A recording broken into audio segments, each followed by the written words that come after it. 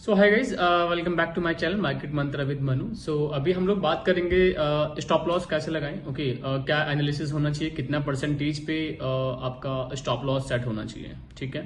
So first of all देखो, suppose सबसे पहले हम लोग बात करेंगे कैपिटल की, तो कैलकुलेशन करना थोड़ा सा इजी रहेगा कि मैं क्या कह रहा हूँ और आप समझ पाओगे। ठीक है। सो अगर आपके पास, मान लेते हैं कि आपके पास 1 लाख का कैपिटल है। ठीक है। सो 1 लाख के कैपिटल में आपको 1 या 2% का स्टॉप लॉस लेके चलना पड़ेगा अगर आप यूज कर रहे हो पूरा 1 लाख। तो लाइक सपोज अगर आपने किसी ट्रेड में पूरे 1 लाख रुपीज को इन्वॉल्व करा हुआ है, ओके, सो जो आपका स्टॉप लॉस रहेगा, आप वो मतलब उस डे का मान लो या उस ट्रेड का मान लो, जैसा भी आपका कैपेसिटी है उस हिसाब से 1% या 2%, लेकिन लगभग आप 1000, ओके, और या तो फिर 2%, हार्डली 2%, 2000 रुपीज का लॉस आप कर सकते हो। ठीक है।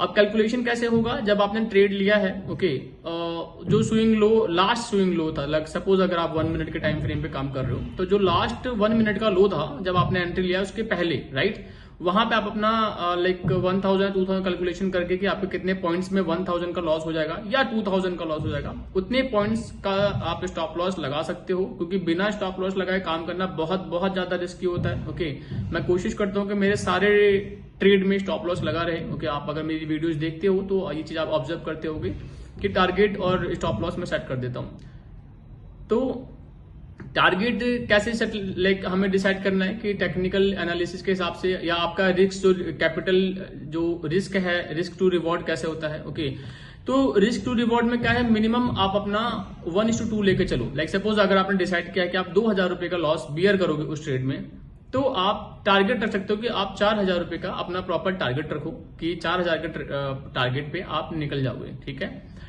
और अगर आपको अपना स्टॉप लॉस को ट्रेल करना है तो वो कब करना चालू करना चाहिए, जब आपका 1:1 कम से कम आपको मिल चुका हो। ठीक है। लाइक सपोज आपको 1 लाख के ट्रेड में आपका 2000 रुपीज का प्रॉफिट हो चुका है। ठीक है। उस टाइम पे अब आप स्टॉप लॉस को थोड़ा सा ट्रेल करके, अगर आपका 2000 का आपने स्टॉप लॉस लगाया था, उसको 1000 पे ले आओ, राइट। तो ऐसा क्या रहेगा, मार्केट अगर मान लो फिर भी मूव करके वापस आती है तो आपका जो लॉस होगा वो कम होगा। ठीक है। ऐसा चांसेस बहुत कम होता है, लेकिन इस तरीके से फिर भी आप ट्रेल कर सकते हो। और 1:2 आपने रखा हुआ है, तो जब आपका 1:2 हो गया तो पहली बात तो टारगेट अचीव जाएगा। बट फिर भी अगर आपने टारगेट नहीं लगाया और आपको ऐसा लग रहा है कि मार्केट और ऊपर जाती है, उस टाइम पे आप ट्रेलिंग एसएल को और ज्यादा मूव करके ऊपर लेकर आओ, और जहां पे आपका कॉस्ट टू कॉस्ट था, या 1% पे ला करके कि हाँ अगर 1% अब मार्केट दोबारा गिरेगी तो भी आपका 1% तो एटलीस्ट आपको मिल जाएगा। अदरवाइज मैं क्या करता हूं, मैं सीधा ट्रेड कट कर देता हूं, जो मेरा टारगेट है उसके आसपास भी मार्केट जाती है। क्योंकि मेरे साथ क्या होता है, मेरे साथ क्या बहुत सारे लोगों के साथ होता होगा कि जैसे ही मार्केट आपका एसएल हिट करने वाली है तो एसएल तो फटाफट हिट हो जाता है, वो वहां पे लूप में आ जाता है। लेकिन जब टारगेट हिट करना होता है ना, बहुत टाइम लगता है। तो सपोज 40 पे टारगेट, 140 पे टारगेट है और 138 39 ऐसे ही चल रहा है, काफी देर हो गया, मैं वेट करता हूं। बट जब मैं देखता हूं 2-4 मिनट 5 मिनट हो चुका है, वो नहीं बढ़ रहा है, तो मैं वहां से हट जाता हूं। तो मैं प्रॉपर टारगेट, ऐसा नहीं कि 40 पे ही निकलूंगा, तो मैं डिसाइड करे हुए टाइम से ज्यादा वेट नहीं कर पाता हूं। तो मैं क्या करता हूं, 1-2 रुपए का पॉइंट का वहां पे एक कॉम्प्रोमाइज करता हूं और वहां से हट जाता हूं। ठीक है। तो ज्यादा बेटर है कि मैं जाके लॉस बुक करूं या 1% पे जाके क्रॉस करूं, तो मैं वहां से ही ले लेता हूं। ये मैं खुद करता हूं, आप अपने हिसाब से खुद से करें जो आपको अच्छा लगता हो, जो आपका फाइनेंशियल एडवाइजर आपको एडवाइस करता है। सो ठीक है, बस ये आज छोटी सी वीडियो थी जिसमें हम लोग डिस्कस कर रहे हैं कि किस तरीके से हम लोग अपना एक रिस्क टू कैपिटल रिस्क के रूल कैसे बना सकते हैं। ठीक है।